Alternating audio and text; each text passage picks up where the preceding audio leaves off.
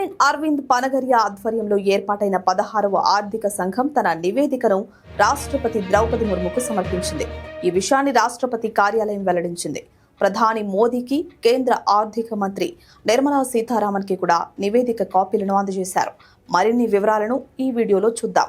Finance commission విధి విధానాలను 2024 November 29న ఆమోదించిన కేంద్ర కేబినెట్ 2025 అక్టోబర్ 31 లోపు నివేదిక సమర్పించాలని గడువు విధించింది.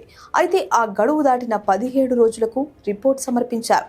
16వ ఆర్థిక సంఘం 2026 ఏప్రిల్ 1 నుంచి 2031 మార్చి 31 వరకు 5 ఏళ్ల పాటు కేంద్ర రాష్ట్ర ప్రభుత్వాల మధ్య పన్నుల నికర ఆదాయ పంపిణీకి సంబంధించిన సిఫారసులు చేయనుంది. దీంతో పాటు ఏ రాష్ట్రానికి ఎంత కేటాయింపులు చేయాలి అనేది సూచిస్తుంది. రాష్ట్రాలకు గ్రాంట్ ఇన్ ఎయిడ్ మరియు విపత్తు నిర్వహణ కార్యక్రమాలకు ఆర్థిక సహాయంపై ఏర్పాట్లను సమీక్షించి తగిన సలహాలు ఇస్తుంది. దేశంలోని ఆర్థిక రంగానికి సంబంధించిన అన్ని వర్గాలతో చర్చలు, సంప్రదింపులు జరిపి ఈ నివేదికను 2 భాగాలుగా రూపొందించారు. పార్లమెంట్లో ప్రవేశపెట్టిన అనంతరం ప్రజలకు అందుబాటులోకి తెస్తారు.